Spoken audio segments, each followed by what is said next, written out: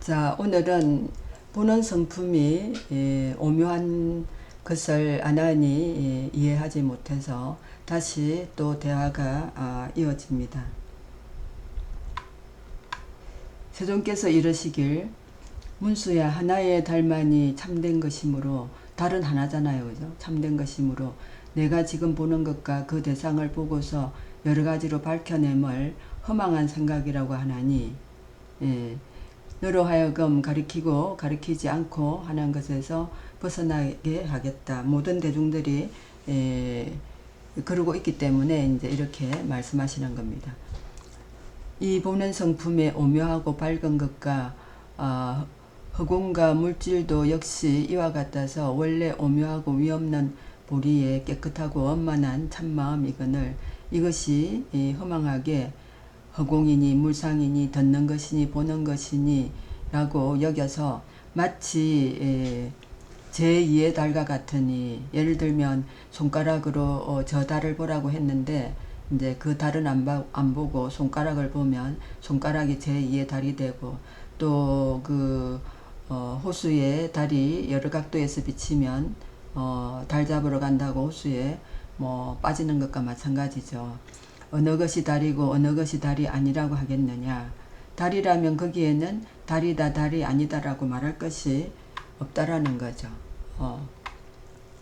그래서 아나니 아래길, 진실로 법왕께서 말씀하신 것과 같아서 깨닫는 인연이 시방세계에 가득하여 맑고 고요하게 늘 머물러서 그 성품이 생기고 없어지지 않을진데, 이제 부처님께서 보는 성품이 항상 맑고 고요하고 밝고 오묘하다는 말씀을 하셨기 때문에 지금 이제 이렇게 썰을 푸는 겁니다. 그리고 또 부처님께서 그 보는 성품은 불생불멸로 우리 중생들 마음속에 다 있다고 하셨는데, 이제 그러니까 이렇게 먼저 전제를 말씀을 드리면서, 참나라는 것이 그러면 시방세계에 고루 가득히 있다면 어떤 차별이 있습니까? 어떻게 차별을 해야 되느냐 하는 거죠.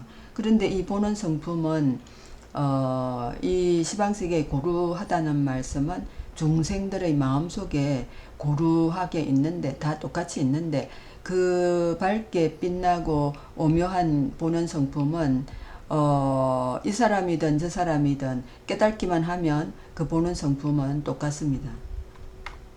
근데 부처님이 몇 번이나 그렇게 말씀하셨지만 아나는 이제 계속 원리를 공부로서 지식으로서 따지기 때문에 깨닫지를 못하고, 왜냐하면 계속 분별하기 때문에. 그래서 또 이제 다른 각도로 부처님께 여쭤보는 거죠. 예전에 세존께서 말씀하셨길, 외도들은 항상 자연이라고 하나 내가 말한 인연은 저들의 경계가 아니다 라고 하셨습니다. 이제 또 예전에 부처님께서 하신 말씀을 딱 이제 기억하고 거기에 또 꽂혀서 또 여쭤보는 거죠. 제가 지금 관찰해 보건대 깨닫는 성품이 자연 그대로여서 생기는 것도 아니고 없어지는 것도 아니니, 또 부처님께서 불생불멸이라고 하셨기 때문에 또 거기다 갖다 붙이는 겁니다. 마치 외도들이 주장하는 자연과 같습니다. 외도들이 이제 자연을 있는 그대로 자연이 있으니까, 또 부처님이 시방세계에 두루 보는 성품이 있다라고 하시니까 또 거기다가 대입을 시켜서 하는 말이죠. 저희들로 하여금 모든 삿된 소견에 빠지지 않고 진실한 마음에 오묘하게 깨닫는 밝은 성품을 얻을 수 있게 하시겠습니까? 하는 거죠. 근데 보는 성품이 불생불멸인데, 이제 어떻게 해야 이런 인연을 만날 수 있느냐 하는 것을 이제 따져보는 거죠.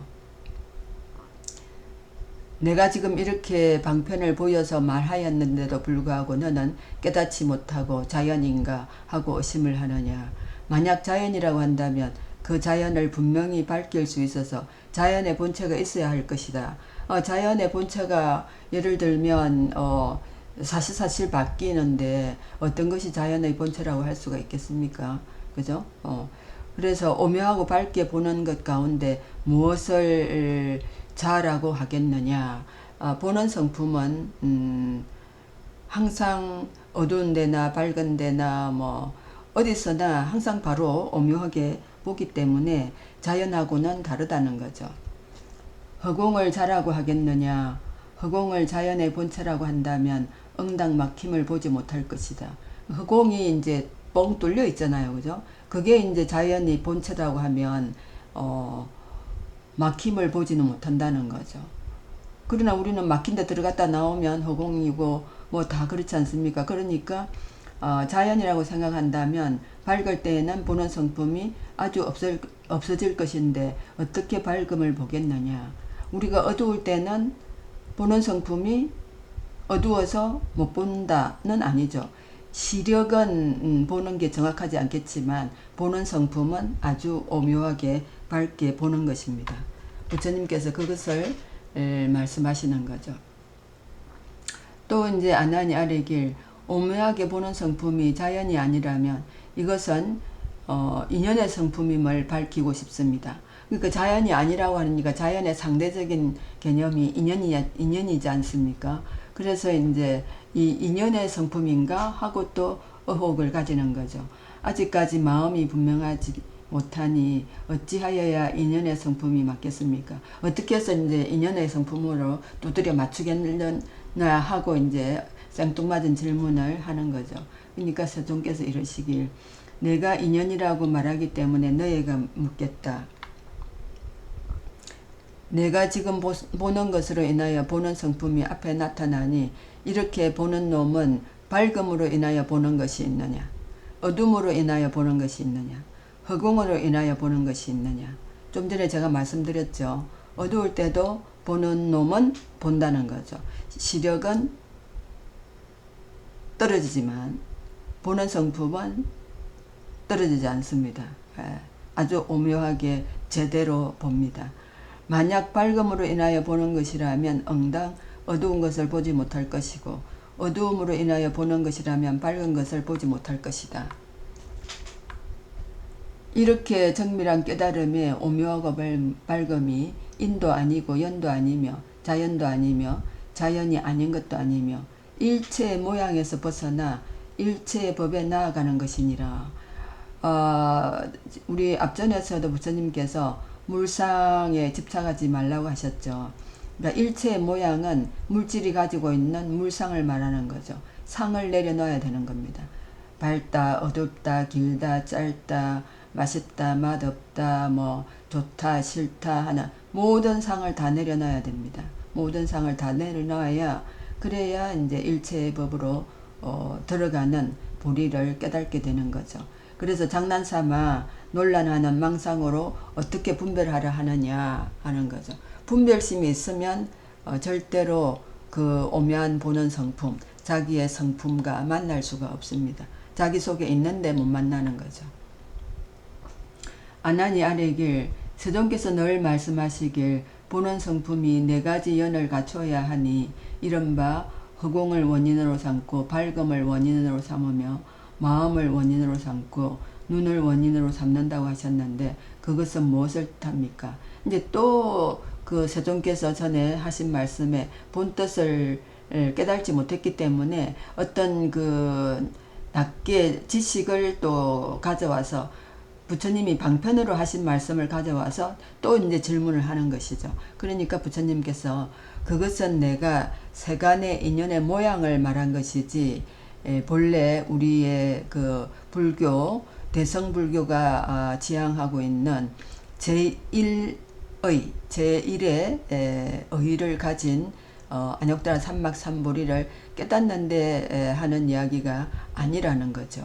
그런데 이제 아나는 이것과 저것을 섞어서 그리고 이제 그 항상 분별하는 마음으로 보다 보니까 이것인가 저것인가 하고 대입을 하는 것이죠. 내가 다시 내게 묻겠는데 모든 세상 사람들은 내가 본다고 말하나니 어떤 것을 본다고 하며 어떤 것을 보지 못한다고 하느냐. 만약 밝음이 없을 때에 보지 못한다고 한다면 당연히 어둠도 보지 못해야 할 것이며 어둠을 본다고 하면 이는 다만 밝음이 없는 것이지 어떻게 봄이 없다고 하겠느냐. 사실 우리가 보는 성품을 깨닫지는 못했다 하더라도 깜깜한 어두운 밤에도 아무것도 못 보는 것은 아니죠. 깜깜하게 어두워지면 우리 시력이 싹 가버리는 건 아니죠. 그죠? 그러니까 이제 하나니 생뚱맞은 또 분별심을 일으키니까 부처님께서 이렇게 극단적인 예를 들어서 보이시는 거죠. 밝음을 볼 때에도 보는 것이 밝음이 아니며 어두움을 볼 때에도 보는 것이 어두움은 아니며 허공을 볼 때에도 보는 것이 허공은 아니며 맡긴 것을 볼 때에도 아니라는 거죠. 보는 놈을 볼 적에 보는 놈은 보는 것이 아니라 보는 성품은 오묘하여 오히려 보는 것을 벗어나서 보는 것으로도 미칠 수가 없는, 그래서 오묘하다고 하는 거죠. 어떻게 인연이다 자연이다 어울려서 조화된 모양이다 라고 말하겠는가. 보는 성품은 모든 상을 일체의 상을 내려놓고 수행을 하면서 자기 자신에게 보는 성품이 무엇인가를 계속 이제 질문하면서 수행을 하다 보면 어느 순간에 딱 모든 것을 내려놨다는 그런 순간에 오는 것입니다. 잘 설명해 주셨으나 아직 마음은 열리지 아니하였는데 이번에는 보는 놈을 보는 것은 보는 것이 아니라고 또 말씀하심을 듣고서 더욱 의혹이 생깁니다. 그러면서 이제 뭐 답답하죠. 그러니까 슬피 울면서 예를 다시 올리고 또 이제 가르침을 기다리니까 부처님께서 이렇게 말씀하십니다. 내가 비록 기억력은 좋으나 사마타의 미묘하고 정밀하게 비추어 봄에 대해서는 마음에 아직 확실하게 깨닫지 못하는구나. 그러니까 사마타 삼매에 들어서 이제 이 부처님 말씀을 잘 깊이 생각하고 일단 그 아상, 집착, 분별심 이런 거 다 내려놔야 되고 물상을 다 내려놔야 되는데 그걸 내려놓지 않고 계속 그걸 가지고 따지니까 계속 미궁 속으로 빠져드는 거죠. 모든 중생이 세간을 윤회하는 것은 두 가지 뒤바뀜으로 인해 분별하여 보는 것이 허망하여 장소에 따라 발생하며 업보에 따라 흘러 전전하기 때문이다. 그러니까 이 분별심이 일어나는 이유는 이제 허망한 생각들이 호련히 일어나서 거기에 따라서 쫓아다니는 거죠. 그런데 일단 예로 두 가지를 드십니다. 하나는 배럽인데 배럽은 특별히 어떤 일이 있어서 허망하게 보는 것입니다. 예를 들면 가장 기본적인 간단한 예는 보는 것이니까 우리가 눈이 충혈되면 사물을 잘 글자가 흐릿하게 보이지 않습니까? 그래서 이제 뭐 티것으로 볼 수도 있고 그죠? 그래서 오판하는 겁니다. 그 다음에 동업이라는 게 있는데 동업은 외도들을 따라다니면서 그 외도 고수의 말을 계속 듣다 보면 거기에 동조하게 되는 거죠. 그런 것을 동업이라고 합니다. 자, 눈병이 생기면 밤에 등불을 볼 적에 그게 흐릿한 등불에 흐릿한 무리가 생기죠. 그래서 이제 그것이 스펙트럼처럼 몇 가지 빛깔로 중첩돼서 보이는데 만약 등불빛이 원인이라면 눈병이 없는 사람들은 어째서 그와 같은 것을 보지 못하느냐. 눈병이 있는 사람들, 눈을 문질렀을 때, 안구가 건조할 때 그때 그런 사람들만 그렇게 보는 것이지 눈이 건강하면 그렇게 보지 않는다는 거죠. 빛은 사실 등불에 있는 것인데 보는 것의 병으로 인하여 그림자가 되었느니라. 이는 마치 제2의 달은 본체도 아니고 그림자도 아닌 것 같다. 제2의 달을 이제 보는 것은 눈을 비벼서 흐릿하게 생겨서 나오는 것이니까 그렇고, 그래서 이제 보는 성품은 본래부터 있어온 깨달음의 밝은 마음이기 때문에 눈병, 그 보는 성품 자체에는 눈병이 없습니다. 그러나 우리가 눈병이 들었다고 해서 보는 성품을 본 사람들은 그것이 제대로 못 보는 것이 아니고 있는 그대로 오묘하게 볼 수가 있는 거죠. 그 다음에 동업은 좀 전에 말씀드렸죠. 눈병 있는 사람과 아니면은 잘못된 생각을 가지고 있는 사람과 같이 다니다 보면 그렇게 될 수가 있다는 거죠. 자, 시간 관계상 오늘은 여기까지 하겠습니다. 경청해 주셔서 감사합니다.